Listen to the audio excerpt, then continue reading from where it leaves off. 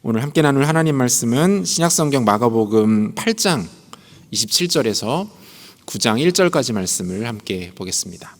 마가복음 8장 27절에서 9장 1절까지 말씀입니다. 한 절씩 교독하고 마지막 절 같이 읽겠습니다. 예수와 제자들이 빌립보 가이사랴 여러 마을로 나가실새 길에서 제자들에게 물어 이르시되 사람들이 나를 누구라고 하느냐. 제자들이 여짜와 이르되 세례 요한이라 하고 더러는 엘리야 더러는 선지자 중에 하나라 하나이다. 또 물으시되 너희는 나를 누구라 하느냐. 베드로가 대답하여 이르시되 주는 그리스도시니이다 하매 이에 자기의 일을 아무에게도 말하지 말라 경고하시고 인자가 많은 고난을 받고 장로들과 대제사장들과 서기관들에게 버림받아 죽임을 당하고 사흘 만에 살아나야 할 것을 비로소 그들에게 가르치시되 드러내놓고 이 말씀을 하시니 베드로가 예수를 붙들고 항변하매 예수께서 돌이키사 제자들을 보시며 베드로를 꾸짖어 이르시되 사탄아 내 뒤로 물러가라. 내가 하나님의 일을 생각하지 아니하고 도리어 사람의 일을 생각하는도다 하시고 우리와 제자들을 불러 이르시되 누구든지 나를 따르려거든 자기를 부인하고 자기 십자가를 지고 나를 따를 것이니라. 누구든지 자기 목숨을 구원하고자 하면 잃을 것이요 누구든지 나와 복음을 위하여 자기 목숨을 잃으면 구원하리라. 사람이 만일 온 천하를 얻고도 자기 목숨을 잃으면 무엇이 유익하리요. 사람이 무엇을 주고 자기 목숨과 바꾸겠느냐. 누구든지 이 음란하고 죄 많은 세대에서 나와 내 말을 부끄러워하면 인자도 아버지의 영광으로 거룩한 천사들과 함께 올 때에 그 사람을 부끄러워하리라. 함께 읽겠습니다. 또 그들에게 이르시되 내가 진실로 너희에게 이르노니 여기 서 있는 사람 중에는 죽기 전에 하나님의 나라가 권능으로 임하는 것을 볼 자들도 있느니라 하시니라. 아멘. 일본 출신 메이저리거 중에 오타니 쇼헤이라는 선수가 있습니다. 일본에서는 물론이고 전 세계적으로 이제는 슈퍼스타 반열에 올라있다라고 할 정도로 아주 탁월한 기량을 뽐내는 선수이죠. 이 선수는 투수와 타자를 동시에 감당합니다. 선발 투수로 나서서 공을 던지고 공격 시에는 타석에도 섭니다. 이처럼 투수와 타자를 동시에 소화해내는 선수를 가리켜서 보통 이도류 이렇게 부르기도 하는데요. 놀라운 것은 투타 모든 영역에 있어서 메이저리그 최정상급의 성적을 내고 있다라는 거예요. 지난 금요일 기준으로 투수로서는 9승 2패, 방어율 3.36을 기록하고 있고요. 타석에서는 홈런 44개를 쳐내면서 홈런 부분 공동 2위에 올라 있습니다. 엄청난 성적이에요.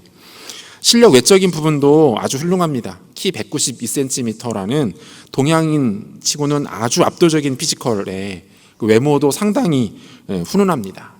검색은 이따 끝나고 하시고요. 이 성품 또한 아주 겸손한 것으로 그리고 성실한 것으로 유명합니다. 오죽하면 이 선수의 단점을 찾기 위해서 안티팬들이 억지로 결성되었다라는 이야기가 있을 정도로 그 선수로서 단점을 찾기가 참 어려운 선수라는 거예요. 이 오타니 쇼헤이가 급부상하면서 많이 알려진 것 중에 하나는 이 선수의 아주 철저한 자기관리입니다. 그는 이미 고등학교 1학년 때부터 20년 앞을 내다보면서 스스로를 꾸준히 관리해 왔다라고 하는데요. 그가 사용한 자기관리법 중에 그 만다라트 차트라고 불리는 목표 달성 시트가 있어요. 아마 보신 분들도 있을 것 같은데요. 이 차트는 자신이 궁극적으로 이루기를 원하는 목표 한 가지를 정하고 그 목표를 이루는 데 필요한 실행 요소 8가지 그리고 그 각각의 실행 요소를 구성하고 있는 행동 목표 8가지로 구성이 되어 있습니다. 그래서 이제 검색해 보면은 이 선수가 고등학교 1학년 때 자신이 직접 작성한 만다라트 차트가 이렇게 발견할 수 있어요. 보면 고등학교 1학년이던 당시에 이 사람의 목표는 8구단 드래프트 1위 지명이었어요. 그리고 그 목표를 이루기 위한 세부적인 실행 요소들 그리고 행동 목표들이 아주 자세하게 꼼꼼하게 기록되어 있는 것들을 볼 수 있습니다. 이렇게 철저하게 자신의 목표와 실행 요소와 행동 목표를 다 기록해 놓고 그때부터 지금까지 꾸준하게 그 하나하나를 지키면서 용의주도하게 실천하면서 지금까지 왔다는 거예요. 그리고 그 과정과 결과들이 하나둘 모여서 오늘날의 오타니 쇼헤이 선수를 만들었다라고 할 수 있겠죠. 여러분, 목표가 진정성이 있으려면 반드시 그 목표를 향한 현실적인 행동과 실천이 따라와야 합니다. 눈앞에 보여지는 행동과 세부적인 실천을 통해서 우리는 그 사람이 진짜 원하고 바라는 것인지, 그것이 진실되는 것인지, 아니면 단지 흉내만 내려는 것인지, 겉모습만 그렇게 보이려고 했던 것인지 알 수 있다라는 거예요. 목표가 진실되기 위해서 필요한 건 뭡니까? 목표를 이루어가는 과정, 그것이 반드시 드러나게 되어야 한다라는 거죠. 하나님 앞에서도 동일합니다. 예수님을 믿는다, 하나님 사랑한다 라고 말해요. 그런데 정작 그의 행동과 실천에서 그 고백에 대한 진정성이 발견되지가 않습니다. 그것을 이루려는 의지가 나타나지 않아요. 그러면 우리는 그 고백 믿을 수 없습니다. 그 고백에 무게감이 실리지 않는 거예요. 진정성이 느껴지지 않는 거죠. 여러분, 기독교는 단순히 예수가 누구이시고 복음이 무엇인지를 깨닫는 것에서 끝나버리는 개념적 종교가 아닙니다. 기독교는 한 사람의 인생과 삶 전체를 통해서 나타나게 되는 지극히 실천적 종교예요. 기독교는 기본적인 교리 몇 가지를 나열하고 그것에 고개를 끄덕이며 동의하는 명제적 종교가 아닙니다. 우리 삶의 지극히 현실적인 부분에서부터 가장 밑바닥에서부터 드러나지 않을 수 없는 실존적 종교가 바로 우리가 고백하고 따라가고 있는 기독교인 거죠. 예수가 누구이신지 그리고 복음이 무엇인지를 깨달았습니까? 그렇다면 그 사람은 그때부터 반드시 예수께서 걸어가셨던 그 삶을 살아가야 합니다. 예수께서 사셨던 모습이 그의 인생 가운데 조금씩 나타나기 시작해야 합니다. 제자가 된다는 것은 단순히 어떠한 과정을 통해서 자격증을 취득하는 것 아닙니다. 전혀 다른 인격으로 살아가는 것입니다. 과거의 삶과는 전혀 다른 차원의 삶을 살아갈 준비와 각오를 하고 그 길을 걸어가는 것, 그것이 제자의 삶이라는 거예요. 예수님의 십자가는 구원의 수단이었지만 동시에 그리스도의 제자들이 본격적으로 짊어져야 하는 구원의 과정이기도 했다라는 것을 우리는 잊어서는 안 될 것입니다. 우리가 복음서의 구성들을 보면 이렇게 전반부와 후반부가 비교적 선명하게 구분되는 책들이 있습니다. 대표적인 게 요한복음, 그리고 우리가 지금 살피고 있는 마가복음이 그런데요. 요한복음은 보통 어떻게 나누어집니까? 1장부터 12장까지를 보통 표적의 책이라고 부릅니다. 예수님께서 행하신 7가지 기적이 다 이 부분에 나와 있고, 또 예수님의 자기 선언, 자기 계시, 에고 에이미, 나는 무엇이다 라고 말씀하시는 그 예수님의 선언이 다 이 부분에 나와 있어요. 13장부터 마지막까지는 영광의 책이라고 부릅니다. 예수님께서 본격적으로 십자가와 고난, 부활을 소개하시고 그리고 직접 그 길을 걸어가는 모습들이 이 부분에 나와 있어요. 우리가 살피고 있는 이 마가복음도 요한복음만큼 이렇게 선명하게 나누어지지는 않지만 전반부와 후반부로 나뉘어지고 있습니다. 제가 왜 이 말씀을 드리냐면, 오늘 우리가 살피는 본문이 마가복음 전체에서 전반부와 후반부를 나누는 기준점이 되는 말씀, 본문이기 때문에 그래요. 오늘 우리가 함께 읽은 본문에는 어떤 내용들이 등장하고 있습니까? 예수님께서 십자가에 달려 고난과 죽임을 당하시고 다시 부활하실 것에 대한 계시, 예수님께서 이 사실을 드러내고 있는 모습들이 나타나고 있어요. 이 장면에서 몇 가지 우리가 좀 주목해 볼 것들이 있는데요.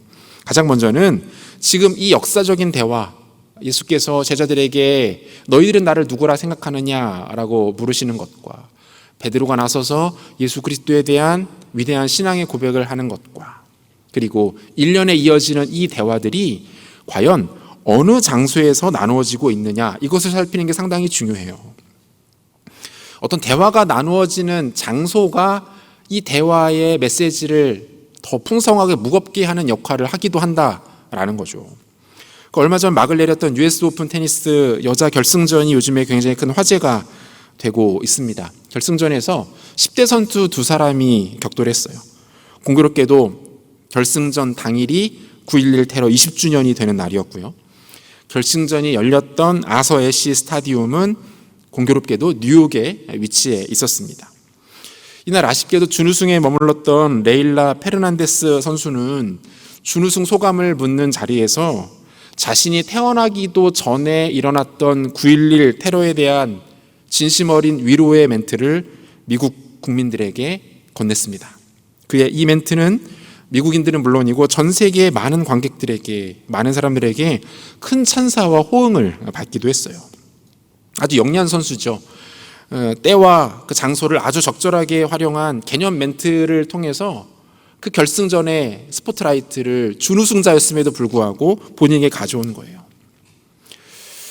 지금 예수님도 이 질문도 이 장소적 맥락을 포함하고 있는 거예요. 무슨 말입니까? 이 대화가 지금 어디에서 나타나고 있어요? 빌립보 가이사랴, 그죠? 마태는 순서를 바꿔서 가이사랴 빌립보 이렇게 기록하고 있는데요. 이곳에서 지금 예수님과 제자들의 대화가 나누어지고 있습니다. 여러분, 마태와 마가가 굳이 이 대화가 이루어지는 장소를 기록해 놓은 이유는 뭘까요? 조금 더 구체적으로 설명하고 싶었기 때문일까요? 그렇지 않습니다. 이 장소 자체가 주는 메시지가 상당하기 때문이죠. 여러분, 빌립보 가이사랴라는 이 지역은 어떤 곳입니까? 예수님 당시 유대 지역의 분봉왕이었던 헤롯 빌립이 로마 황제에게 잘 보이려는 목적으로 도시의 이름을 바꾸어 버립니다. 도시의 이름을 새로 짓는 거예요. 자신의 이름이었던 빌립과 함께 전통적으로 로마 황제의 공식 호칭이죠. 우리에게는 시저나 카이사르로 많이 알려져 있는 가이사랴라는 이름을 함께 붙여서 도시 이름을 짓습니다. 어떤 뜻이 되는 겁니까? 이 도시는 로마의 황제인 가이사랴에게 속해 있으며 그의 명을 받은 유대의 분봉왕 빌립이 통치하는 도시이다. 이런 뜻이 되는 거예요. 이 도시 자체가 황제의 통치 아래 있고 빌립의 다스림 가운데 있다라는 뜻으로 이 도시의 이름 자체가 지어지게 된 거예요. 이 이름 하나로 정치 지도자들을 높이고 숭배하는 도시가 돼버린 거죠. 또한 이 지역의 전통 종교는 로마 신화에 등장하는 목자들의 신이었던 판신을 숭배하는 것이었습니다. 여러분, 지금 예수님과 제자들이 대화를 나누고 있는 이 장소, 이 도시 어떤 곳입니까? 로마의 황제와 유대의 분봉왕을 공식적으로 숭배하는 동시에요. 공식적으로 그들을 찬양하고 그들을 예배하는 도시입니다. 이방신이었던 판을 숭배하는 제사장들과 신도들이 가득했던 도시였어요. 정치색과 이교도적 사상이 팽배했던 도시였습니다. 반대로 하나님을 고백함과 하나님을 경외함과 하나님을 예배함은 그 누구에게서도 찾아볼 수 없었던 영적으로 피폐해져 버린 도시가 바로 이곳이었다라는 거예요. 이곳에서 주님은 물으십니다. 너희는 나를 누구라 하느냐? 너희는 나를 누구라 하느냐? 사랑하는 여러분, 오늘 주님의 이 질문은요, 동일하게 오늘 우리를 향한 질문이기도 합니다. 이 사실을 좀 기억하셔야 돼요. 돈과 쾌락, 권력과 명예, 인기와 자기사랑, 탐욕이 가득한 대도시 서울의 한복판을 살아가고 있는 우리에게도 오늘 주님은 찾아오셔서 동일하게 물으십니다. 너희는 나를 누구라 하느냐? 너희는 나에 대해서 어떤 고백을 하느냐? 너의 인생 가운데 진정한 주인은 누구냐? 너의 삶 속에서 나 예수는 어떤 의미와 어떤 가치를 갖느냐? 예수님께서 오늘 우리에게 이 질문 던지시는 거예요. 예수님에 대한 올바른 고백을 하기가 결코 쉽지 않은 우리 삶의 현장 속에서 주님께서 우리에게 이 묵직한 질문을 던지시는 거죠. 너희는 나를 누구라고 생각하느냐? 여러분, 주님께서 던지시는 이 질문에 대한 각자의 대답을 좀 생각하시면서 오늘의 설교를 좀 들었으면 좋겠어요. 오늘 말씀을 듣는 중에 여러분, 이 질문에 대한 여러분 각자의 대답을 좀 찾으십시오. 그리고 우리가 말씀 마치고 찬양하고 같이 기도할 텐데 그때 여러분의 고백을 하나님께 올려드리실 수 있기를 바라요. 주님, 나에게 주님은 이런 분이십니다. 주님은 나에게 이러한 의미와 가치를 갖고 계신 분이십니다. 주님, 온갖 거짓 우상들과 신들이 충만한 오늘날 우리의 삶 속에서 예수님, 당신은 나에게 이러한 분이십니다. 비교할 수 없이 아름다운 분이십니다. 라는 여러분의 답변이 오늘 우리 가운데 있었으면 좋겠습니다. 오늘 말씀을 함께 나누면서 여러분들에게 드리는 미션이에요. 제자들 중에 베드로가 나서서 대답하죠. 본문 29절. 또 물으시되 너희는 나를 누구라 하느냐? 베드로가 대답하여 이르되 주는 그리스도이시니이다 하매. 마가는 그 베드로의 대답과 그에 대한 예수님의 반응을 비교적 좀 미지근하게 기록하고 있어요. 좀 드라이해요. 무슨 말입니까? 마태복음에 기록하고는 상당히 온도차가 나거든요. 마태의 기록 한번 볼까요? 마태복음 16장 16절. 시몬 베드로가 대답하여 이르되 주는 그리스도시요 살아계신 하나님의 아들이시니이다. 뭔가 고백이 좀 더 풍성하죠. 문장이 좀 길어요. 일단 자, 이 대답을 들으신 예수님의 반응 봅시다. 이게 중요한데요. 계속해서 17절. 예수께서 대답하여 이르시되 바요나 시몬아 내가 복이 있도다. 이를 내게 알게 한 이는 혈육이 아니요 하늘에 계신 내 아버지시니라. 여러분 차이가 좀 느껴지십니까? 예수님의 반응이 어때요? 크게 예수님께서 기뻐하시면서 베드로의 이 고백에 대하여 그를 마음껏 축복해 주십니다. 그죠? 야, 복되다. 너 진짜 대답 잘했다. 야, 네가 한 말 굉장한 고백이야. 이렇게 하면서 그의 고백에 막 축복해 주시고 교회도 세우시겠다고 말씀하시고 그 이후로 베드로를 향한 주님의 칭찬이 막 이어져요. 그런데 본문의 뉘앙스는 좀 달라요. 마가는 온도차가 확 납니다. 베드로의 신앙 고백을 들으신 주님 반응 뭡니까? 본문 30절. 이에 자기의 일을 아무에게도 말하지 말라 경고하시고. 이렇게 돼 있어요. 이게 끝이에요. 여러분 이상하죠? 뭡니까? 지금 빌립보 가이사랴 로마 황제와 분봉왕 헤롯의 정치 세력이 가득한 곳이었어요. 그 이교도적 종교가 충만했던 그런 도시였다고요. 바로 이곳에서 지금 베드로가 어떤 고백한 겁니까? 예수가 그리스도시라는 아주 기가 막힌 고백을 하고 있는 거잖아요. 이 대답을 들으신 주님이 지금 막 가슴 벅찬 감동과 막 은혜가 막 이렇게 몰려와야 되는데 그런 내용은 마가는 쏙 빼놨어요. 기록하고 있지 않다고요. 주님 그냥 뭐라고 말씀하십니까? 그 이야기를 듣고 베드로의 신앙 고백을 들은 주님께서 뭐라고 반응하세요? 야, 알았어. 일단 조심해. 야, 알았으니까 입 닫어. 됐어. 거기까지. 시끄럽다. 그만하자. 이렇게 하고 그냥 끝내버리시는 거예요. 이상하죠? 왜 유독 마가는 베드로의 신앙 고백에 대해서 이처럼 무미건조한 묘사를 하고 있는 것입니까? 뭐 질투라도 한 거예요? 아니죠. 여러분 마태와 마가의 강조점이 다른 거예요. 무슨 뜻입니까? 마태의 기록은 베드로의 신앙 고백 자체에 포커스가 맞춰져 있어요. 그래서 보면 베드로의 고백 이후에 그 고백에 대한 예수님의 해석이 이어지고 그 고백 가운데 교회를 세우시겠다는 선언이 나타나고 그 고백 자체가 계속해서 예수님에 의해서 주석되고 있는 것들이 마태의 기록이에요. 단지 베드로의 고백 자체도 중요하지만 그 고백을 예수님께서 더 부연 설명해 주시는 것이 마태의 포커스였다는 거예요. 마가는 달라요. 마가가 이 모든 것을 무시하고 있는 것이 아니라 마가의 초점은 베드로의 고백보다는 예수님의 의도에 조금 더 집중하고 있는 거죠. 예수님께서 베드로에게 아무에게도 그 비밀을 말하지 말라고 하신 이유는 뭡니까? 왜 아무에게도 말하지 말라고 하시는 거예요? 왜 입 닫으라고 말씀하시는 거예요? 메시아에 대한 베드로의 이해가 아직 완벽하지 않았기 때문이에요. 그의 고백이 틀린 것은 아니었어요. 하지만 여전히 완벽하지 않았습니다. 아직 부족했던 거예요. 예수님은 지금 불완전한 신앙 고백과 메시아에 대한 이해가 사람들 사이에서 퍼지는 것에 대하여 경계하고 계시는 겁니다. 이해가 되세요? 베드로의 고백이 틀린 고백이 아니에요. 맞아요. 그런데 예수님께서 무엇을 보신 겁니까? 베드로의 고백 가운데 여전히 부족한 것들을 보시는 거예요. 멈추신 거죠. 아직 아니야. 네 고백이 틀린 건 아니야. 그런데 아직 그 고백이 사람들에게 알려질 수 있는 정도의 단계는 아니야. 여러분, 예수님께서 이 말씀하고 계신 거예요. 그 언론 용어 중에 엠바고라는 개념이 있습니다. 공익을 위해서 언론의 보도 시점을 조정하거나 통제하는 것을 가리키는 말이에요. 그 언론들이 어떤 특정 사실에 대해서 내용을 확인했습니다. 하지만 그 내용이 언론으로 노출되는 것을 통해서 어떠한 공적인 이익, 개인의 생명 또는 사회적 질서 등이 훼손될 우려가 있을 경우에 해당 정보를 주관하는 기관에서는 언론들에 대해서 이 엠바고를 요청합니다. 아직 보도하지 말라는 거예요. 아직 사회적으로 퍼지게 될 영향들을 아직 통제할 단계가 아니기 때문에 그 정보나 그 팩트체크가 온전히 이루어져 있지 않기 때문에 아직은 보도를 멈춰달라라는 요청을 할 수 있습니다. 뭐 법적인 효력이 있는 건 아니에요. 일종의 그냥 맨 하나의 룰로 통용되는 개념이에요. 지금 예수님께서 제자들에게 지금 엠바고를 요청하고 계신 겁니다. 맞아. 그런데 아직 아니야.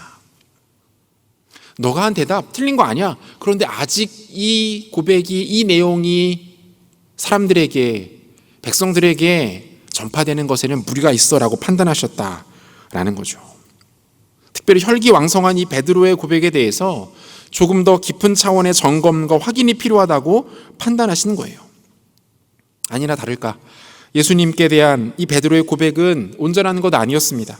이후 이어지는 베드로의 반응을 통해서 우리는 이 사실을 분명하게 확인할 수 있어요. 베드로가 놓치고 있었던 아주 중요한 사실들이 있었다는 거예요. 그리고 베드로가 놓치고 있는 것은 그가 예수님의 온전한 제자로 서는 것을 가로막는 결정적인 장애물들로 작용하고 있었습니다. 여러분, 베드로가 놓치고 있었던 건 뭡니까? 베드로가 온전한 제자가 되기 위해서 그를 가로막고 있었던 결정적인 장애물들 뭡니까? 두 가지로 한번 정리하겠습니다. 온전한 제자됨에 있어서 베드로가 간과하고 있던 것 첫 번째는 올바른 목표 설정이었습니다. 올바른 목표 설정이 되어 있지 않았어요. 베드로의 목표가 지금 잘못 설정되어 있었다는 겁니다. 본문 31절과 32절 보겠습니다. 인자가 많은 고난을 받고 장로들과 대제사장들과 서기관들에게 버림받아 죽임을 당하고 사흘 만에 살아나야 할 것을 비로소 그들에게 가르치시되 드러내놓고 이 말씀을 하시니 베드로가 예수를 붙들고 항변하매 이렇게 되어 있습니다. 자, 예수님께서 구속사의 핵심적인 비밀을 지금 드러내시죠. 그것은 뭡니까? 십자가의 고난과 죽음과 부활. 그죠? 예수께서 자신께서 감당해야 될 궁극적 사명에 대해서 제자들 앞에서 처음으로 공식적으로 소개하고 계시는 거예요. 여기서 드러내놓고라는 표현이 헬라어로 파르레시아라는 단어인데요. 이 파르레시아라는 단어는 숨김없이 공공연하게 공식적으로 뭐 이런 뜻을 갖고 있어요. 이 단어가 성경에서 이곳에 처음으로 사용됩니다. 이게 무슨 뜻이에요? 이전까지는 예수님께서 자신의 사역에 대하여서 나타내시거나 소개하실 때 이처럼 공식적으로 말씀하신 적이 없었다는 거죠. 비유를 사용하시거나 또는 은유를 사용하시거나 아니면 애둘러서 일부러 사람들이 이해하기 어렵도록 말씀하신 적은 있었으나 이처럼 공식적으로 밝히 드러내어서 자신의 사명에 대하여 말씀하신 적은 없었다는 거예요. 지금이 처음이에요. 문제는 뭡니까? 베드로의 반응. 지금 예수님의 사역이 밝히 드러났음에도 불구하고 베드로가 어떻게 반응하고 있어요? 베드로가 예수를 붙들고 항변하매 이렇게 되어 있어요. 여러분, 항변하다라는 단어가요, 에피티마오라는 단어인데요. 에피티마오, 항변하다.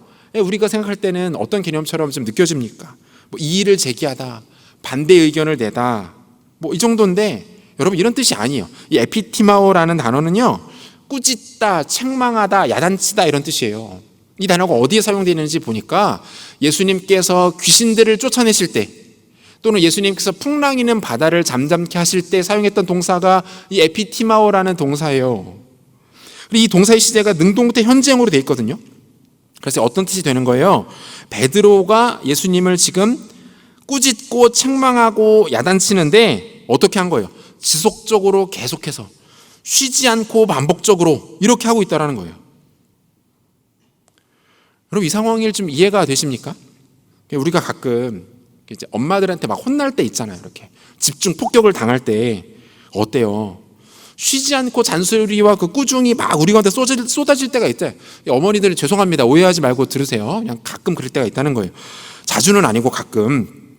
어때요? 엄마들이 이렇게 1절만 해주면 좋겠는데 알아듣잖아. 우리 성인이잖아.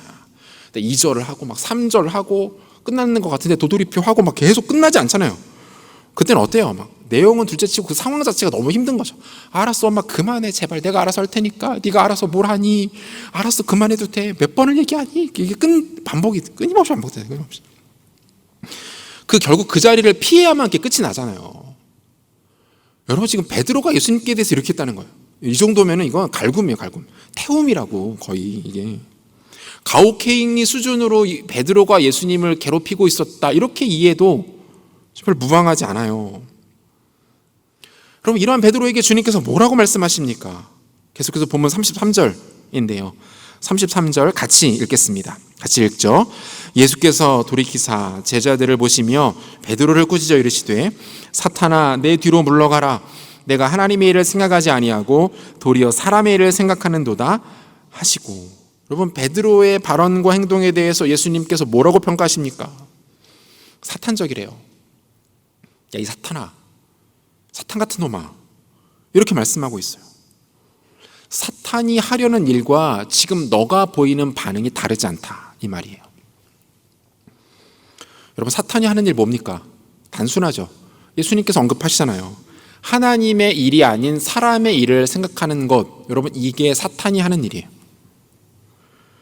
여러분, 지금 주님께서 분노하신 이유가 뭡니까? 베드로가 하도 잔소리를 해대니까 막 짜증이 나가지고 막 하신 거예요?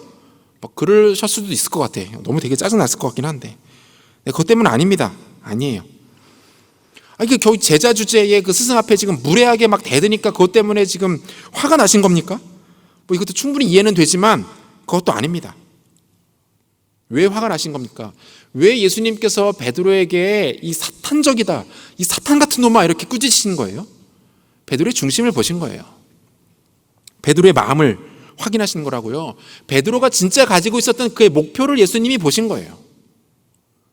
베드로가 진짜 품고 있었던 그의 속내와 그의 마음, 그의 생각, 그의 계획을 예수님이 정확하게 읽어내신 거죠. 베드로의 속마음 뭐였습니까? 그의 속마음, 특별히 메시아에 대해서 그가 갖고 있던 기대는 뭐였습니까? 베드로가 예수 그리스도를 그리스도 즉 메시아라고 고백하면서 그 마음 가운데 어떤 마음을 가지고 있었던 거예요? 그의 마음은 당시 대부분의 유대인들이 가지고 있었던 마음과 크게 다르지 않았습니다. 독일의 종교사학자 마틴 헨겔은 당시 유대인들이 갖고 있었던 일반적인 메시아에 대한 기대를 이렇게 정리합니다. 잘 한번 들어보세요. 메시아이신 왕은 얼마나 아름다우신지, 그는 유다의 가문으로부터 나실 것이다. 그는 허리를 동이고 나아가서 대적들에 대항하여 전쟁의 대열을 갖추고 열왕들을 그들의 장수와 함께 죽이시고 그 어떤 왕이나 장수들도 그 앞에 서지 못할 것이다. 그는 사륙당한 자들의 피로써 산을 붉게 만들 것이며 그의 옷은 피에 적셔질 것이다. 여러분, 이 내용들이 말하고 있는 바가 뭐예요? 군사적 메시아예요. 정치적 메시아라고요. 유대인들의 사고와 기대 속에서 메시아는 어떤 인물입니까? 구약 성경이 말하고 있는 장차 너희에게 도래하실 메시아는 그들에게 어떤 존재입니까? 이스라엘을 고통스럽게 만드는 모든 이방의 세력들을 몰아내는 전쟁 영웅입니다. 그들이 꿈꾸는 메시아는 전쟁 영웅이에요. 다윗 시대의 영광과 풍요, 강성함을 회복시킬 정치 영웅입니다. 그들은 전쟁 영웅, 정치 영웅을 자신들에게 오실 메시아로 기대하고 있었어요. 왜요?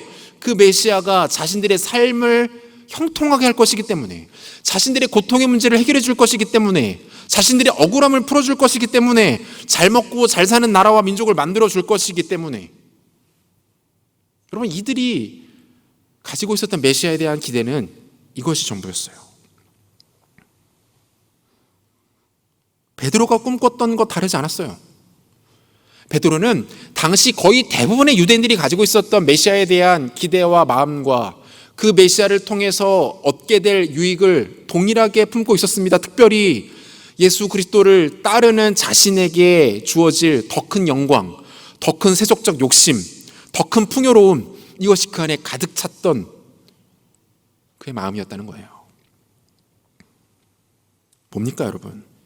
지금 베드로에게는 메시아에 대한 지극히 세속적이고 탐욕적인 생각이 가득 들어차 있습니다. 예수를 도구화하려는 저속한 속내가 그 안에 들어차 있는 거예요. 여러분, 뭡니까? 목표가 잘못된 거죠. 목표 설정이 잘못됐어요. 이것은 그가 하나님의 일이 아닌 사람의 일에 몰두하고 있었다는 것을 잘 보여주고 있는 거예요. 사랑하는 여러분, 사탄의 일이 대단히 악하고 끔찍하고 파괴적인 것 같아 보이지만 주님 그렇게 설명하시지 않아요.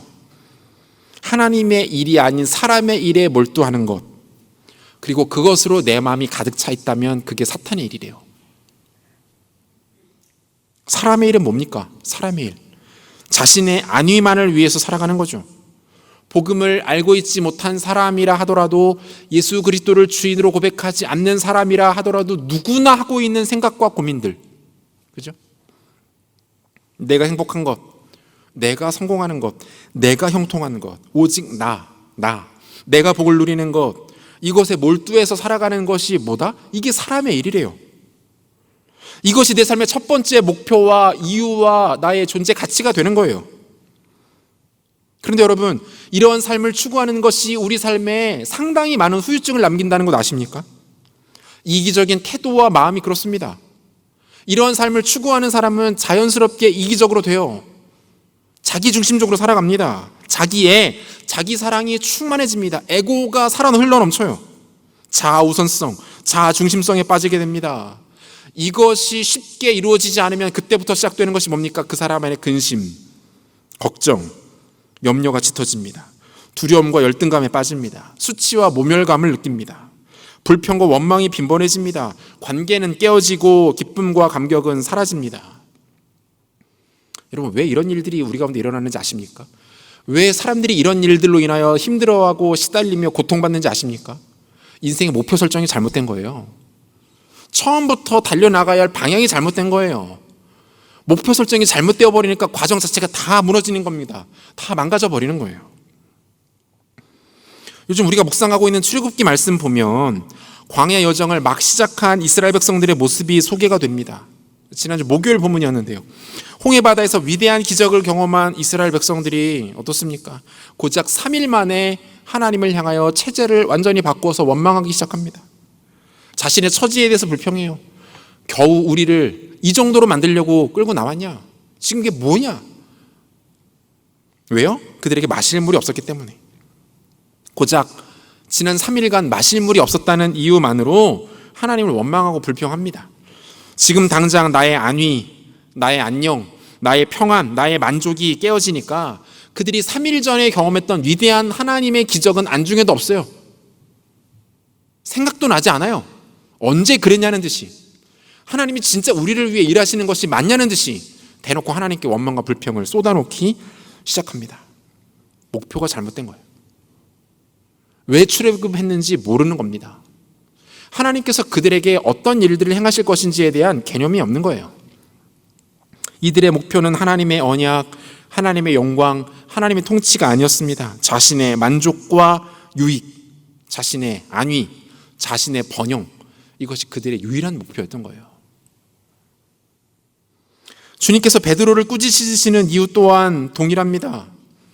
목표가 잘못된 제자를 더 이상 제자로 여기시지 않겠다는 겁니다. 목표가 잘못된 제자의 가짜 고백 더 이상 듣고 싶지 않다는 거예요. 그래서 입을 닫으라고 하시는 거예요. 거기까지, 아직 아니야 라고 말씀하고 계시는 거예요. 사랑하는 여러분, 여러분의 목표는 뭡니까? 여러분의 인생을 살아가는 목표와 추구하는 가치는 뭡니까? 여러분의 삶의 목표와 방향은 정확하게 설정되어 있습니까? 우리에게도 하나님을 이용하고 그분의 덕을 보려는 헛된 생각만이 남아있지는 않습니까? 제자는 목표가 바로 설정된 사람을 가리키는 말입니다. 목표가 잘못 설정되었다면 그 사람 제자 아니에요. 아무리 그가 유창하게 하나님을 고백하고 하나님을 향하여서 자신의 마음을 쏟아놓고 아무리 교회 내에서 보여지는 많은 봉사와 헌신을 한다 하더라도 그의 목표가 정확하게 설정되어 있지 않으면 그 사람 제자 아닙니다. 주님께서 그 사람의 고백 듣지 않으시겠다는 거예요. 입 닫으라고 말씀하시는 거예요. 더 이상 듣고 싶지 않다고 말씀하시는 거예요. 여러분의 목표는 뭡니까? 여러분의 인생은 어디에 포커싱되어 오늘을 살아가고 있습니까? 긴급하게 여러분의 목표를 확인하십시오. 잘못되었다면 수정하십시오. 올바로 고치십시오. 이것이 우리에게 가장 필요한 하나님의 은혜인 것입니다. 베드로가 놓치고 있었던 제자됨의 요소 두 번째는 던질 준비가 되어 있는가? 이 질문에 대한 대답이었어요. 던질 준비가 되어 있는가? 베드로의 목표 설정이 잘못되었음을 지적하신 주님은 그에게 바른 제자도의 기본에 대해서 계속해서 설명해 주십니다. 너무나도 유명한 말씀이죠. 보면 34절과 35절 말씀 우리 한 목소리로 같이 읽겠습니다. 34절 35절입니다. 무리와 제자들을 불러 이르시되 누구든지 나를 따라오려거든 자기를 부인하고 자기 십자가를 지고 나를 따를 것이니라. 누구든지 자기 목숨을 구원하고자 하면 잃을 것이요 누구든지 나와 복음을 위하여 자기 목숨을 잃으면 구원하리라. 아멘. 여러분, 우리의 구원을 지탱하는 세 가지의 기둥이 있습니다. 첫 번째, 예수가 누구신지를 아는 것, 그리스도에 대한 지식, 첫 번째 기둥이고요. 두 번째, 예수가 무엇을 하셨는지를 아는 것, 구속사에 대한 지식이에요. 구속사건에 대한 지식. 마지막 세 번째, 그분이 가신 길을 따라가는 것, 제자도입니다. 예수가 누구신지를 아는 것, 그분이 무엇을 하셨는지를 아는 것, 그리고 그분 가셨던 길을 따라가는 것. 여러분, 이 세 가지가 우리의 구원을 견고하게 지탱합니다. 이 세 가지 중에 그 무엇 하나라도 우리 가운데 세워져 있지 않거나 부족하다면 우리는 하나님께서 우리에게 주시는 그 구원의 풍성함과 능력과 영광을 온전히 맛볼 수 없어요. 여러분, 왜 우리에게 구원의 감격이 늘 충만하지 못합니까? 구원의 은혜와 구원의 감사가 우리 가운데 말라버렸습니까? 이 세 가지 점검하셔야 돼요. 이 세 가지 기둥이 우리의 구원을 견고하게 지탱하고 있는가, 제대로 바치고 있는가. 베드로는 첫 번째 기둥을 세우는 것에는 성공했던 것처럼 보입니다. 그는 당시 사람들 중에 예수님에 대한 가장 근접한 지식을 갖고 예수님께 나아갔어요. 그런데 그 다음부터는 부족했어요. 기둥 하나의 구원이 세워질 수 없었던 거죠. 그분의 일이 무엇인지 제대로 이해하지 못했습니다. 이것을 이해하지 못했기 때문에 어때요? 그분을 따르는 것조차 그는 도저히 할 수가 없었던 거죠. 예수님께서 로마 병사들에게 잡혀가셨을 때, 그리고 대제사장에게 신분을 받으셨을 때 베드로가 보였던 다양한 반응들을 보게 되면 그의 제자도가 전무하다는 것을 우리는 얼마든지 확인해 볼 수 있습니다. 여러분, 지금 예수님은 베드로에게 그리고 오늘을 살아가는 우리에게 다시 한번 확인시켜 주고 계시는 거예요. 뭡니까? 제자의 가장 근본적인 핵심, 제자의 도란 무엇인가? 이게 뭐예요? 자기 부인, 그리고 예수의 십자가를 지는 것입니다. 예수의 십자가를 지기 위해서 자기 부인이 되어야 하는 거죠. 자기 부인이 되지 않으면 예수의 십자가를 결코 질 수 없는 거예요. 주님께서 사셨던 삶을 살고 가셨던 길을 동일하게 걸어가는 거죠. Not I but Christ. 내가 아니라 그리스도가 내 삶에 오시는 겁니다. 내가 부정되고 그리스도께서 긍정되는 거예요. 삶의 전 영역과 그 사람의 인생 전체를 통틀어서 Not I but Christ의 삶의 모습이 나타나게 되는 것입니다. 주님께서 우리 가운데 요구하시는 게 이거예요. 이게 있어야 제자라고 말씀하고 있는 거예요. 여러분, 예수의 십자가를 지고 주님을 따르는 삶이 엄청난 손해를 보는 것 같고 치명적인 희생을 감수해야 하는 것처럼 보이지만 사실은 그렇지 않습니다. 사실은 그렇지 않아요. 이것이 무조건적인 포기와 희생이 아니라는 말입니다. 특수 조건적 포기와 희생이에요. 여러분, 제자의 삶이란 무엇입니까? 이런 표현이 어떨지 모르겠지만 파격적인 고수익을 위한 과감한 투자라고 할 수 있어요. 파격적인 고수익을 위한 과감한 투자. 저는 주식이나 투자에 대해서는 전혀 문외한이지만 이런 설정을 한번 해봅시다. 오류가 있을 수 있어요. 그냥 들으세요. 이제 곧 주식시장에 상장하게 될 회사가 앞으로 엄청난 영업이익을 올릴 것이 확실해요. 예를 들면 4차 산업혁명 시대에 아주 적합한, 아주 전도 유망한 사업입니다. 그런데 이 회사에 대한 정보를 나를 포함한 소수의 사람들만 갖고 있는 거예요. 이 엄청난 영업이익이 기대되는 회사가 곧 상장될 건데 이거에 대한 정보를 나하고 소수의 사람들만 갖고 있다는 거예요. 그럼 어떻게 해야 되겠습니까? 그럼 어떻게 해야 될까요? 여기에 투자하는 것이 당연한 것 아닙니까? 엄청난 고수익이 예상되는데 내가 가지고 있는 전 재산, 예금 얼마 안 되겠지만 전세금 다 빼고 빼서 모으고 긁어 모아가지고 여기에 투자해야 되는 것 아닙니까? 내 인생을 올인하는 것이야말로 가장 지혜로운 판단 아닐까요? 여러분, 예수 그리스도의 복음을 따르는 것이 이와 같다는 것입니다. 예수 복음에 우리의 인생을 드리는 것이 이와 것과 다르지 않다라는 거예요. 복음에 우리의 인생을 쏟아붓는 것은 절대로 어리석은 투자가 아닙니다. 가장 분명하고 확실한 투자가 이것입니다. 여러분, 예수님께서 이 땅에 오신 목적과 이유가 뭐죠? 예수님이 왜 우리에게 오셨습니까? 요한복음 10장 10절과 11절은 이렇게 말하고 있어요. 같이 한번 읽읍시다. 요한복음 10장 10절과 11절 같이 읽겠습니다. 도둑이 오는 것은 도둑질하고 죽이고 멸망시키려는 것뿐이요 내가 온 것은 양으로 생명을 얻게 하고 더 풍성히 얻게 하려는 것이라. 나는 선한 목자라. 선한 목자는 양들을 위하여 목숨을 버리거니와. 예수님께서 지금 자신을 뭐로 소개하십니까? 나는 선한 목자다. 사꾼과는 다르다. 내가 이 땅에 너희들에게 온 이유는 단 하나, 생명을 어떻게 해요? 풍성히 얻게 하기 위해서. 생명과 그 풍성한 생명의 영광을 누리게 하기 위해서 예수님께서 우리에게 오셨다 말씀하고 있어요. 여러분, 이것이 주님의 목적이래요. 그렇다면 이 말씀을 하신 주님께서 헛소리를 내뱉는 사람이 아니라, 정신이 나가버린 미치광이가 아니라 신실하시고 믿을만하신 분이라면 주님께서 우리에게 자기를 부인하고 십자가를 지는 삶을 요구하시는 이유는 무엇일까요? 주님 앞에서 살기 위함이 아니라 죽기 위해서 자신을 내어던지는 희생과 헌신의 삶으로 우리를 초대하시는 이유는 무엇이겠습니까? 우리에게 도무지 쉽지 않아 보이는 이 요구를 아무렇지도 않게 하시는 것 같아 보이는 이 주님의 진짜 속마음은 무엇이겠습니까? 생명과 그 생명의 풍성함이래요. 영원한 생명과 마르지 않고 멈춤이 없는 풍성함. 하늘의 생명이 우리 인생 가운데 부어지는데 마르지 않는 거예요. 일시적으로 잠깐 맛보고 끝나는 것이 아닙니다.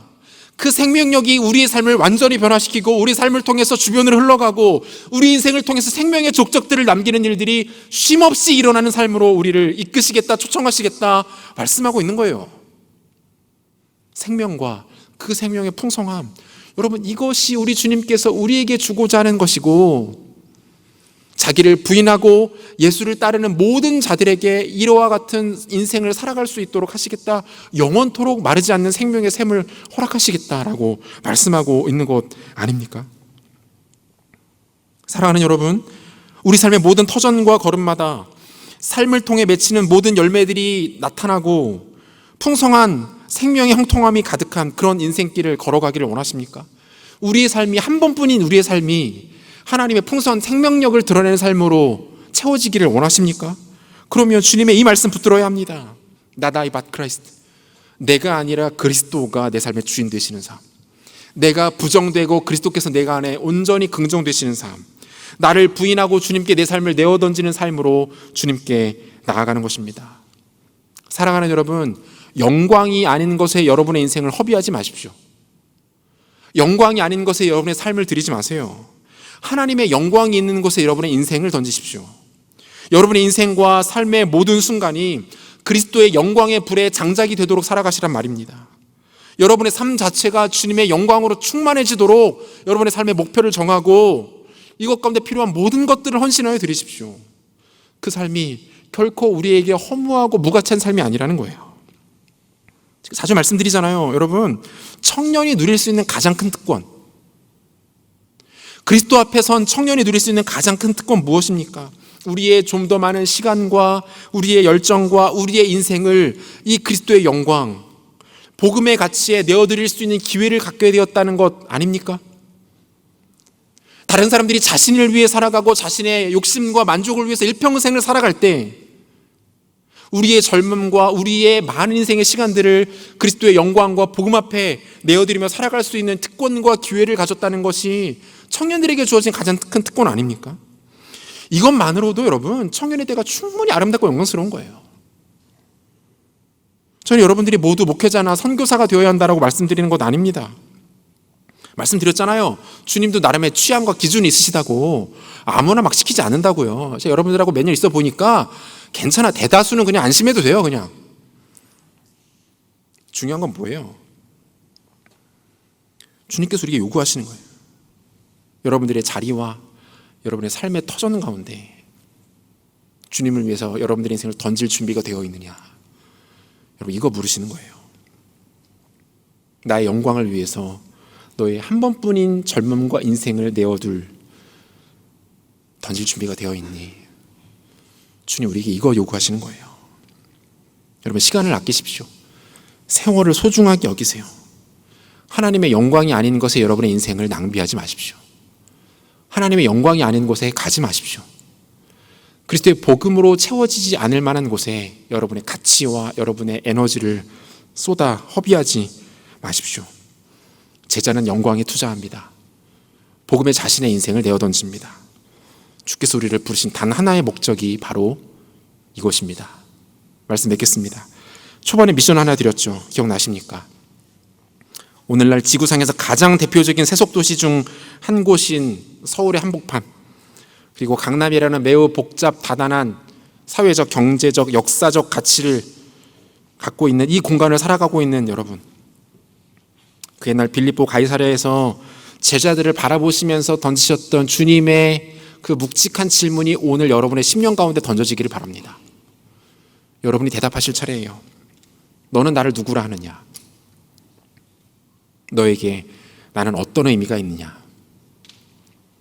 인생 가운데 가장 가치 있고 귀한 때를 살아가는 너에게 나와 나의 복음은 과연 어떤 의미가 있느냐?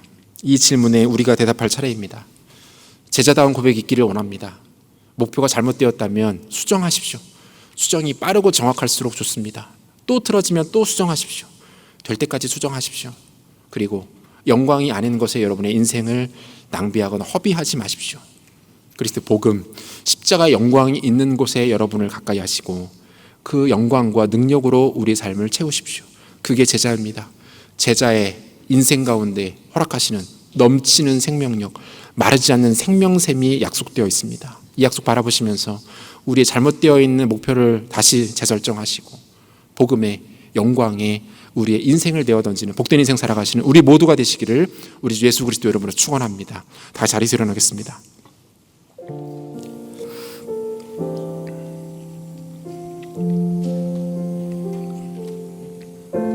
우리 가운데 약속하신 하나님의 영광을 우리가 바라보며 묵상하며 하나님 찬양합시다.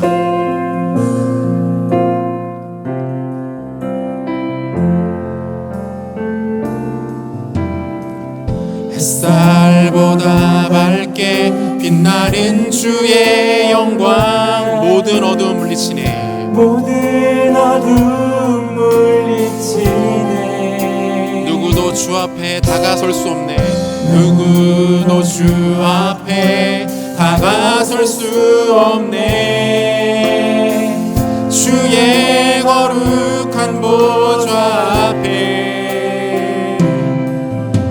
오직 주의 보혈, 주의 긍휼을 의지하여 다가 고백합니다. 왕 되신 주 앞에, 왕 되신 주 앞에 나 경배합니다. 주님만 찬양받기 합당하십니다. 주님만 찬양받기 합당하시니 큰 존귀와 영광 홀로 받으소서. 존귀와 영광 홀로 받으소서.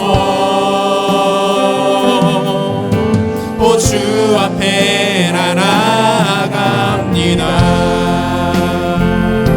다시 한번 고백하며 나갑니다. 햇살보다 밝게 빛나는 주의 영광, 햇살보다 밝게 빛나는 주의 영광, 모든 어두움 물리치네. 모든 어두움 물리치네. 우리 그리스도의 영광을 바라보며 고백합시다. 누구도 주 앞에 다가설 수 없네. 누구도 주 앞에 다가설 수 없네.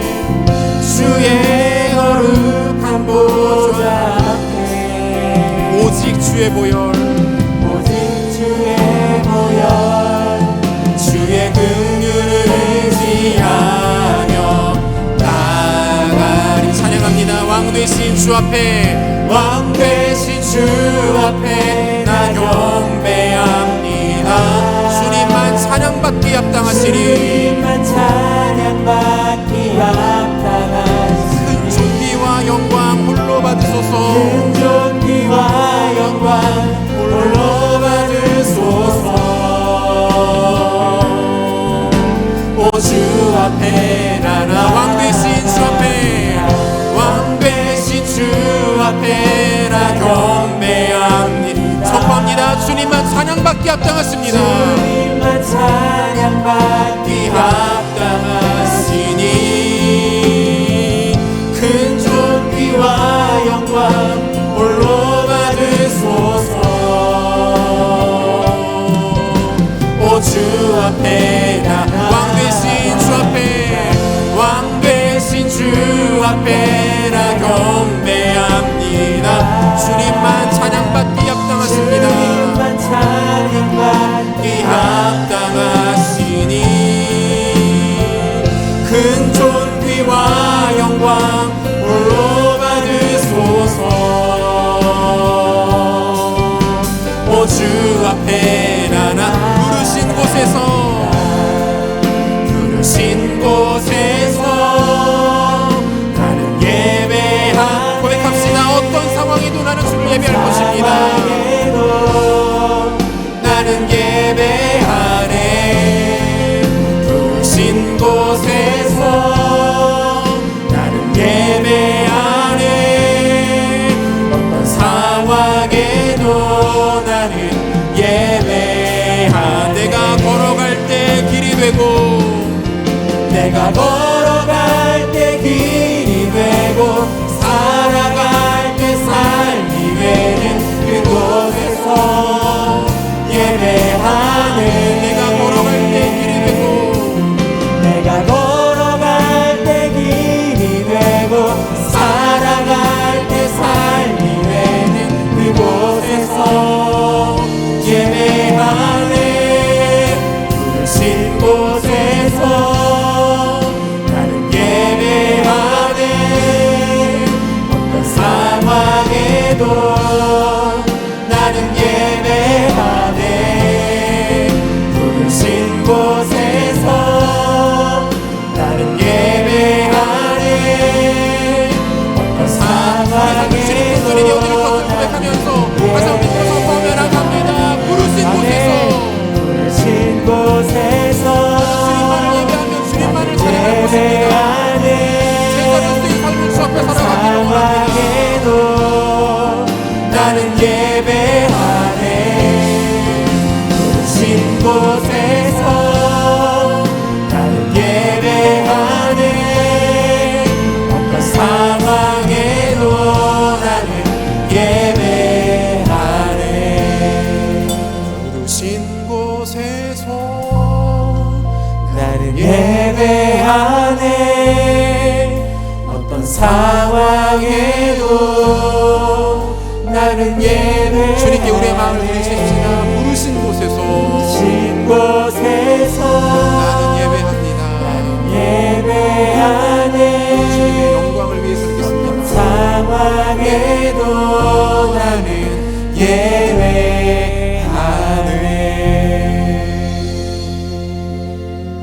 같이 기도하겠습니다. 주 안에 사랑하는 여러분의 인생의 목표는 무엇입니까? 여러분은 지금 이 순간까지 예배에 들어오기 직전까지 어떤 목표, 어떤 가치를 추구하며 사셨습니까? 그리스도의 제자는 사람의 일이 아닌 하나님의 일을 추구하는 사람들입니다. 다시 말하면 복음을 알지 못하는 사람들이 가지고 있는 관점과 기준과 가치와는 전혀 다른 차원의 것들을 바라보며 살아가는 사람들이라는 뜻이에요. 지난 한 주간 여러분의 마음과 여러분의 머릿속을 가득 채우고 있었던 것은 무엇이었습니까? 혹시 그 가치들의 주어가, 그 가치들의 시작이 나로 되어 있진 않았습니까? 세상 사람들이 모두 꿈꾸고 바라고 소망하는 것들과 전혀 구별됨 없이 그것들을 추구하던 모습이 바로 나의 모습이지는 않았습니까? 만에 하나 그랬다면 여러분들의 목표는 잘못 설정되어 있었던 것입니다. 베드로와 다를 바가 없어요. 그리스도를 향한 고백이 있다 하더라도 주님께서 듣지 않으시겠다라고 말씀하십니다. 거기까지라고 말씀하십니다. 더 이상 듣고 싶지 않다. 잘못 설정되어 있는 너의 마음과 너의 목표를 가지고 나에 대해 고백하는 것, 나는 그거 원하지 않는다. 여러분, 하나님 앞에 우리의 마음과 모습과 우리의 마음을 정직하게 돌아봅시다. 그리고 혹여라도 우리의 목표가 잘못 설정되어 있었다면 이 시간 하나님 앞에 나아가 하나님의 은혜를 구하며 주께 기도하십시다. 이 시간 기도하실 때에 사랑하는 주님, 우리의 목표가 잘못 설정되어 있었음을 고백합니다. 예수를 이용하려고 했고 예수를 믿는다라고 말했지만 세상의 사람들과 다를 바가 없었고 여전히 나 내가 중심이 되어서 나의 만족과 유익과 기쁨을 위해서 내가 달려가고 있었음을 고백합니다. 하나님 불쌍히 여겨주십시오. 긍휼히 여겨주십시오. 은혜를 베풀어 주셔서 이 시간 성령으로 우리의 마음을 주장하셔서 우리 목표가 달라지게 도와주시고 예수 그리스도의 제자된 삶으로 가치로 나아가는 우리 인생 될 수 있도록 하나님 우리 가운데 은혜를 베풀어 주시옵소서. 역사하여 주옵소서. 함께 기도하겠습니다. 하나님 아버지 감사합니다. 하나님 이 시간 우리 하나님 앞에 기도하며 나아갑니다. 우리의 목표와 우리의 기준과 우리의 가치가 그동안 잘못 설정되었음을 고백합니다. 하나님 우리의 세상에 사는 고통이란 것들로 보호자나의 것들로 욕심의 것들로 내중적인 것들로 욕심에 같은 것들로 나의 기준과 내 생각과 내 가치가 어렵게 있었음을 고백합니다. 내 들어가 예수님께 되어 지나가려 그랬지만 예수님께서 막으시고 거기까지 있겠다 말씀하시고 더 이상 아무 말도 하지 말고 말씀하시고 하여튼 교회 신부하고 분명히 그 주님이 바로 나를 향한 것임을 고백합니다. 하나님 이 시간 우리 목표를 주 앞에 내놓습니다. 전쟁과 우리 마음을 돌아봅니다. 불쌍히 여겨주시옵소서. 긍휼히 여겨주시옵소서. 나의 만족과 유익과 가치와 오직 나만을 위해 살아갔던 이기적이고 도벽적인 우리의 자아와 나를 우상 삼아갔었던 모든 위로 감정을 해주셨사오니 나를 불쌍히 여겨주시고 은혜를 베풀어주시고 은혜를 사랑으로 덮어주셔서 우리 가면서 느껴주시고 느껴주시고 저는 기도합니다. 우리 마음을 열어주시옵소서. 우리 안에 영적인 매를 할 수 있도록 도와주시옵소서. 우리 안에 다시 한번 객진들을 일어날 수 있도록 우리를 모든 것을 쏟아내놓고 하나님 앞에 주님을 따르고 돌려떠나며 예수를 따르고 돌려떠나며 우리가 할 수 있도록 하나님 도와주시고 하나님 없어서 하나님 여전히 세상에 걸다는 믿어야지만 아버지 우리 한 가지만 더 같이 기도했으면 좋겠습니다. 사랑하는 여러분, 예수님께서 제자를 향하여 말씀하십니다. 자기를 부인하고 자기 십자가를 지고 주님을 따르는 삶, not I but Christ. 여러분, 내가 아닙니다. 나를 치우셔야 됩니다. 나를 지우셔야 됩니다. 나를 추구함이 아니라 그리스도를 추구함이 있어야 합니다. 다시 말하면 여러분의 생각과 여러분의 가치와 여러분의 인생이 그리스도의 영광을 향하고 있어야 된다라는 뜻이에요. 여러분 분별하십시오. 영광이 아닌 것에 여러분의 인생을 낭비하지 마세요. 복음이 아닌 곳에 여러분의 소중한 단 한 번뿐인 이 땅에서의 기회를 허비하지 마십시오. 하나님의 영광을 위하여 살아가는 삶, 그것이 청년 그리스도인들에게 가장 복된 일입니다. 그것이 청년 그리스도인이 가장 존귀해지고 영스러워지는 단 하나의 방법입니다. 여러분이 추구하는 건 무엇입니까? 여러분이 쏟아버리고 있는 그 가치는 무엇입니까? 시간 기도할 때 하나님 앞에 이렇게 좀 기도했으면 좋겠습니다. 사랑하는 주님, 단 한 번뿐인 인생 우리를 청년의 복된 때에 당신의 백성으로 삼아주신 거 감사합니다. 복음 앞에 우리의 삶을 내어드리며 결단하며 다짐하오니 우리의 삶을 영광에 허비하게 하여 주시옵소서. 복음에 우리 삶을 내어던질 수 있는 담대함과 믿음과 결단이 우리 가운데 있게 하여 주시옵소서. 우리 삶의 모든 족적과 흔적들을 통하여서 하나님 나라가 드러나고 예수 복음 드러나며 예수 십자가의 아름다운 가치가 선포되어 드러나는 복된 인생 살아갈 수 있도록 우리를 사용하여 주시고 우리 가운데 이 믿음으로 도전하여 주시고 이 결단과 다짐이 우리 가운데 터져나올 수 있도록 하나님 은혜를 베풀어 주시옵소서. 함께 기도합시다. 기도하시겠습니다. 오 하나님 아버지, 하나님 은혜를 베풀어 주시옵소서. 하나님의 영광 가운데 우리를 주님을 삼아주시고 당신의 손을 삼아주신 주님을 찬양합니다. 주님을 높여드립니다. 하나님 은혜를 도와여 주셔서 하나님의 마음 가운데에 내 소원 가운데에 우리 영광에 그 가치에 주님을 주시는 그 은혜가 우리 안에 있을 수 있도록 하나님 함께하여 주시기 원합니다. 하나님 영광이 아닌 것으로 삶을 하시게 도와주옵소서. 하나님 믿음을 주시옵소서. 도와주옵소서. 여전히 나의 삶을 주고 있지만 여전히 나의 환경을 예수 그리스도가 내주하시며 나의 삶을 책임지는 주님을 위한 삶을 수 있도록 하나님의 역사하여 주시옵소서. 아버지의 삶 살아가는 것을 우리 은혜를 받을 수 있도록 하나님 하나님 우리를 사랑합니다. 젊은 때에 청년 때에 주를 다시 만나주시기 감사합니다. 예수 그리스도 입자 역사입니다. 건축하고 믿게 하시고 하나님 삶을 주옵소서. 하나님 삶을 주 앞에 내어드리오니 아버지 역사하여 주옵소서. 하나님 역사가 하나님 수 있도록 하나님 잡아주옵소서. 함께 고백합시다. 부르신 곳에서 고백합시다. 나는 예배하네. 어떤 상황에서도 주님만 예배하겠습니다. 나는 예배하네. 부르신 곳에서 나는 예배하네. 어떤 상황에 그리스도의 영광을 위하여 살아가겠다는 마음 가지고 다시 한번 믿음으로 선포하며 나갑니다. 부르신 곳에서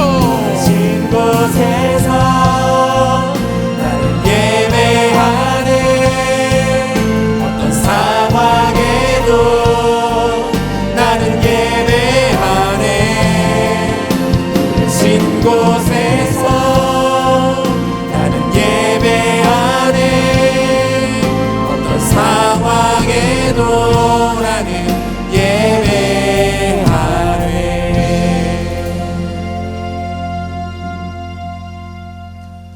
주님, 우리를 가장 복되고 아름답고 찬란하고 영광스러운 때인 청년의 때에 예수 그리스도를 알게 하시고 우리의 마음과 중심과 입술의 고백을 담아 예수가 나의 주이시고 나의 하나님이시며 나의 전부와 반석됨을 고백하게 하신 하나님을 찬양합니다. 사랑하는 주님, 하지만 오늘 우리에게 주님 분명하게 경고하시고 다시 한번 확인하십니다. 고백만이 전부가 아니라고 말씀하십니다. 그 고백에 어울리는 결단과 삶과 삶의 목표와 내어 던짐이 있어야 한다라고 말씀해 주십니다. 이 말씀 앞에 우리의 삶을 정직하게 돌아봅니다. 우리의 목표는 무엇이었습니까? 우리의 목표, 우리를 가슴 뛰게 하는 것, 우리가 고민하도록 하는 것, 우리가 생각하며 우리가 준비하며 우리 하루하루와 시간과 우리의 에너지를 쏟아 부으며 만들어가는 것이 복음을 알지 못하는 사람들의 것과 전혀 다를 바가 없지는 않았습니까? 나로 시작되는 에고로 가득 들어차 있는 나의 탐욕과 욕심과 이기적인 욕망을 위한 것은 아니었습니까? 하나님, 이러한 우리의 속마음을 살피시고 다시 한번 멈추어 서서 우리의 목표를 확인케 하여 주시니 감사합니다. 재설정하겠습니다. 다시 세팅하겠습니다. 처음으로 돌아가서 나를 구원하신 예수 십자가의 감격과 그 깊은 은혜 가운데 서서 우리의 인생을 다시 주의 영광을 위하여 세팅하겠습니다. 하나님, 은혜를 베풀어 주시옵소서. 우리의 귀한 인생과 단 한 번뿐인 젊음의 때를 영광이 아닌 것에, 복음이 아닌 것에, 십자가의 능력과 권세가 아닌 것에 함부로 허비하지 않도록 도와주시고 우리의 모든 마음과 모든 심사를 통하여서 하나님 아버지만을 바라보며 그분만을 기뻐하며 그리스도의 복음의 풍성함이 우리의 삶과 인생의 족적과 흔적을 통하여서 편만하게 드러나는 것에 마음을 쏟고 그 길을 향하여 달려나가는 지혜롭고 신실한 주의 백성들 될 수 있도록 주님 축복하여 주옵소서. 진정한 제자로 살아가기를 원합니다. 제자에게 부으시는 마르지 아니하는 생명샘의 근원을 맛보기를 원하고 그것을 통하여서 내가 아닌, 나뿐이 아닌 우리 주변과 이 나라와 민족과 아파하며 신음하는 우리 주변의 사람들과 이 시대와 열방을 품고 살아가는 진정한 제자로서의 삶이 우리의 삶 가운데 가득 드러나며 펼쳐질 수 있도록 하나님 역사하여 주시옵소서. 우리를 그렇게 사용하실 주를 찬양합니다. 우리를 그렇게 이끄실 주를 기대합니다. 감사와 찬양 올려드리며 존귀하신 예수 그리스도 이름으로 기도합니다. 아멘. 우리 다 같이 자리에서 일어나셔서 봉헌하겠습니다. 우리는 새로운 사도행전의 주인공들입니다.